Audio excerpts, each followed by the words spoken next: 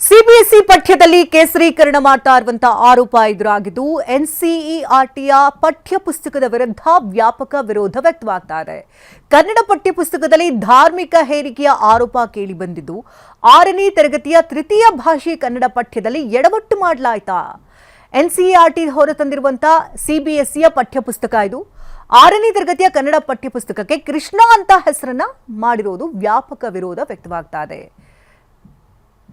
ಶಿಕ್ಷಣ ತಜ್ಞ ನಿರಂಜನ್ ಅವರು ಮಾತನಾಡಿದ್ದಾರೆ. ವಿಚಾರಕ್ಕೆ ಸಂಬಂಧಪಟ್ಟಂತೆ ಏನು ಹೇಳಿದ್ದಾರೆ ಕೇಳೋಣ.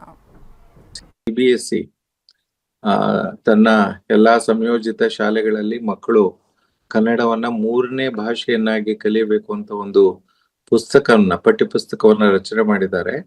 ಅದರ ಹೆಸರನ್ನ ಕೃಷ್ಣ ಅಂತ ಇಟ್ಟಿದ್ದಾರೆ. ಯಾಕದನ್ನ ಕೃಷ್ಣ ಅಂತ ಇಟ್ಟಿದ್ದಾರೆ ಅಂತ ತಾವು ಕೇಳಿದಿರಿ, ಅದನ್ನ ಅವ್ರಿಗೇನೆ ಕೇಳ್ಬೇಕು. ಯಾಕೆಂತ ಹೇಳಿದ್ರೆ ಕರ್ನಾಟಕದ ಪರಂಪರೆಯಲ್ಲಿ ಪಂಪ, ಕುವೆಂಪು, ರನ್ನ, ಬಸವ ಬೇರೆಯವರ ಒಂದು ವೈಚಾರಿಕತೆಯ ನಾಡು ಇದು. ವೈಚಾರಿಕತೆ ಪರಂಪರೆ ಇಂದ ಬಂದಂತ ನಾಡಿದು. ಸೊ ಇನ್ನು 6ನೇ ತರಗತಿಯ ಕನ್ನಡ ಪುಸ್ತಕಕ್ಕೆ ಕೃಷ್ಣ ಅಂತ ಹೆಸರಿಡುವಂತಹ ಬೆನ್ನಲ್ಲೇ ಕೇಂದ್ರದ ವಿರುದ್ಧ ಮಾಜಿ ಸಚಿವ ಮಧು ಬಂಗಾರಪ್ಪ ವಾಗ್ದಾಳಿಯನ್ನು ನಡೆಸ್ತಾ ಇದ್ದು ಆಕ್ರೋಶವನ್ನು ಕೂಡ ವ್ಯಕ್ತಪಡಿಸಿದ್ದಾರೆ. ಎನ್ಸಿಇಆರ್ಟಿಯು ಕರ್ನಾಟಕದ ಸಂಸ್ಕೃತಿಯನ್ನೇ ಕೈಬಿಟ್ಟಿದೆ. ಗಾಂಧಿ ಕೊಂದಂತಹ ಗೋಡ್ಸೆ ಬಗ್ಗೆ ಮಕ್ಕಳು ಓದಬೇಕಾ? RSS ವಿಶ್ವ ಹಿಂದೂ ಪರಿಷತ್ ಬಗ್ಗೆ ಅಧ್ಯಯನ ಮಾಡಬೇಕಾ? ನಾಳೆ ಮಕ್ಕಳಿಗೆ ಗಾಂಧಿ, ಕುವೆಂಪು ಯಾರು ಅಂದ್ರೆ ಗೊತ್ತಿರುವುದೇ ಇಲ್ಲ. ಹೀಗಂತ ಬೆಂಗಳೂರಿನಲ್ಲಿ ಮಾಜಿ ಸಚಿವ ಮಧು ಬಂಗಾರಪ್ಪ ಆಕ್ರೋಶವನ್ನು ವ್ಯಕ್ತಪಡಿಸಿದ್ದಾರೆ. 6ನೇ ತರಗತಿಯ ಕನ್ನಡ ಪುಸ್ತಕಕ್ಕೆ ಕೃಷ್ಣ ಅಂತ ಹೆಸರಿಟ್ಟಿರುವಂತಹ ಬೆನ್ನಲ್ಲೇ ಮಧು ಬಂಗಾರಪ್ಪ ವಾಗ್ದಾಳಿಯನ್ನ ನಡೆಸಿದ್ದು ಕೇಂದ್ರದ ವಿರುದ್ಧ ಹರಿಹಾರಿದ್ದಾರೆ. ಎನ್ಸಿಇಆರ್ಟಿಯು ಕರ್ನಾಟಕದ ಸಂಸ್ಕೃತಿಯನ್ನೇ ಕೈಬಿಡ್ತಾ ಇದೆ ಅಂತ ಆಕ್ರೋಶವನ್ನು ವ್ಯಕ್ತಪಡಿಸಿದ್ದು ನಮ್ಮ ಪ್ರತಿನಿಧಿಯವ್ರನ್ನ ಮಾತನಾಡಿಸಿದ್ದಾರೆ. ಏನ್ ಹೇಳಿದ್ದಾರೆ ಕೇಳಿ. ಈ ಪಠ್ಯವನ್ನು ನೋಡಿದಾಗ ನಿಮಗೆ ಏನು ಅನ್ಸುತ್ತೆ? ಇಲ್ಲ, ಇದು ಏನಂದರೆ ಇದಕ್ಕೆ ನಾನು ಏನೇ ರಿಯಾಕ್ಟ್ ಕೊಟ್ರೇನು ಕೂಡ ಸ್ವಾಭಾವಿಕವಾಗಿ BJPಯವರು ಮತ್ತು ಅವ್ರ ಕಡೆಯವರೆಲ್ಲರೂ ಕೂಡ ಹಿಂದೂ ವಿರೋಧಿ ಅಂತ ಹೇಳ್ಬೋದು. ನಾನು ಅದಕ್ಕೆಲ್ಲ ಕೇರ್ ಮಾಡೋದಕ್ಕೆ ಹೋಗೋದಿಲ್ಲ. ಯಾವಾಗಲೂ ಕೂಡ education it should be in favour of childrens. ಮಕ್ಕಳ ಪರವಾಗಿರಬೇಕು. ಈಗ ಕೃಷ್ಣ ಅಂತ ಹಾಕಿದ್ರು, ಕೃಷ್ಣ ಯಾಕೆ ಹಾಕಿದ್ರು ಅದು ಬಿಡಿ. ಅದ್ರೊಳಗೆ ಏನಿದೆ? ಅದರೊಳಗೆ ವೈಚಾರಿಕತೆಯನ್ನು ನಾವು ಯಾವಾಗಲೂ ಕೂಡ ನಮ್ಮ ಒಂದು ವ್ಯವಸ್ಥೆಯಲ್ಲಿ ನಾವು ಬೆಳ್ಕೊಂಡು ಬಂದಿರ್ತೀವಿ.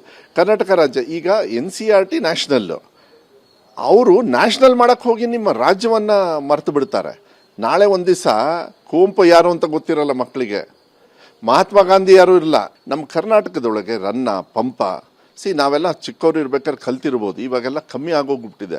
ಆದರೆ ಕುವೆಂಪು ಅವ್ರು ಯಾರು? ನಮಗೆ ನಮ್ದೊಂದು ಸೊಗಡಿದೆ. ಆಯಿತು, ಉತ್ತರ ಕರ್ನಾಟಕ, ದಕ್ಷಿಣ ಕರ್ನಾಟಕ, ಕೋಸ್ಟಲ್ ಕರ್ನಾಟಕ ಅಂತ ಹೇಳ್ತೀವಿ ನಾವು. ಮಲೆನಾಡು ಭಾಗ ಅಂತ ಹೇಳ್ತೀವಿ. ಮಲೆನಾಡು ಭಾಗ ಎಲ್ಲಿ ಹೋಯ್ತು ನಿಮ್ಮದು? ಸಹ್ಯಾದ್ರಿ ಕಿತ್ಕೊಂಡು ಹೋಯ್ತು. ನಿಮ್ಮ ಈ ಕಡೆಗೆಲ್ಲ ನಾವು ಮೀನು ತಿಂತೀವಪ್ಪ. ಇವ್ರು ವೆಜಿಟೇರಿಯನ್ ತಿನ್ನಿ ಅಂತ. ನಂಗೆ ವೆಜ್ಜು ಅಂದ್ರೆ ಆಗಲ್ಲ. ಎಷ್ಟೋ ಜನರು ಇದ್ದಾರೆ ಈ ಥರ. ನಾವು ನಾನ್ ವೆಜ್ ತಿನ್ನಿ ಅಂತ ಹೇಳ್ತಾ ಇಲ್ಲ. ಕನ್ನಡದ DSCRT ನಮ್ಮ ರಾಜ್ಯ ಪಠ್ಯಕ್ರಮದಲ್ಲಿ ಸಮತೋಲನ ಆಹಾರ 6ನೇ ತರಗತಿ ಒಂದು ಪಠ್ಯ ಬರುತ್ತೆ, ಒಂದು ಪಾಠ ಬರುತ್ತೆ. ಆ ಭಾಗದಲ್ಲಿ ಓದುವಾಗ ಒಂದು ಚಾರ್ಟ್ ಕೂಡ ಇರುತ್ತೆ. ನೀವು ಶಾಲೆಯಲ್ಲ ಅಬ್ಸರ್ವ್ ಮಾಡಿರ್ತೀರ ಈ ಚಾರ್ಟ್ನ. ಆ ಚಾರ್ಟಲ್ಲಿ ಏನಿರುತ್ತೆ ಅಂದರೆ ಸಮತೋಲನ ಆಹಾರ ಅಂತ ಬಂದ ತಕ್ಷಣ ತರಕಾರಿ, ಬೇಳೆಗಳು, ಸೊಪ್ಪು, ಇದ್ರ ಜೊತೆಗೆ ಮೀನು, ಮೊಟ್ಟೆ, ಮಾಂಸ ಅನ್ನೋದು ಒಂದು ಚಾರ್ಟ್ ಇರುತ್ತೆ. ಮೊಟ್ಟೆ ಈಗ ನಾವು 52 ಲಕ್ಷ ಮೊಟ್ಟೆ ಮಕ್ಕಳಿಗೆ ದಿನ ಸರ್ಕಾರಿ ಶಾಲೆಯಲ್ಲಿ ಕೊಡ್ತೀವಿ. ಯಾಕೆ ಕೊಡ್ತೀವಿ? ಅವರಿಗೆ ಪೌಷ್ಟಿಕತೆಯನ್ನು ನೀವು ಹಾಸ್ಟೆಲ್ಸಲ್ಲಿ ಚಿಕನ್ ಎಲ್ಲ ಕೊಡ್ತಾರೆ. ಯಾಕೆ ಕೊಡ್ತಾರೆ ಚಿಕನ್ನು? ಬಿಕಾಸ್ ಹಾಸ್ಟೆಲಲ್ಲಿ ಅದು ಕೊಡಬೇಕು ಪೌಷ್ಟಿಕತೆಗೆ. ಆಮೇಲೆ ಇವರು NCERT ಅವ್ರು ಏನು ಮಾಡಬೇಕು? ಅವ್ರಿಗೆ ಗೊತ್ತಾಗಿಲ್ಲ ತಾನೆ DSCRT ಇದೆ ನಮ್ಮ ಡಿಪಾರ್ಟ್ಮೆಂಟ್.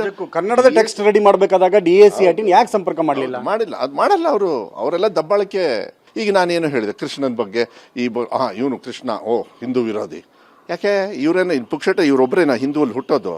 ನಾವೆಲ್ಲ ಹಿಂದೂಗಳಲ್ವಾ? ನಮ್ಮ ತಂದೆ ತಾಯಿಯವ್ರು ಹಿಂದೂಗಳಲ್ವಾ?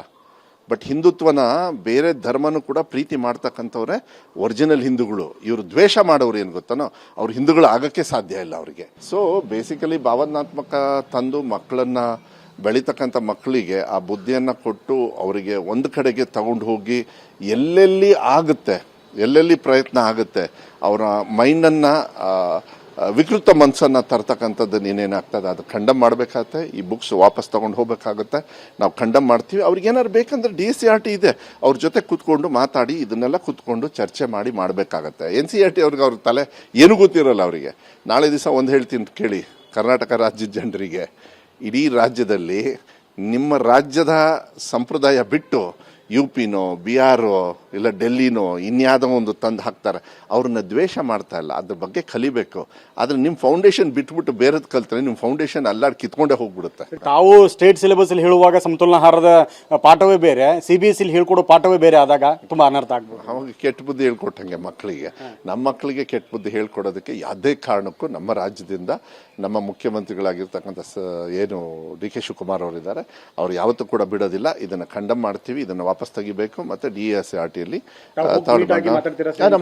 ಹೇಳಲೇಬೇಕಾಗುತ್ತೆ.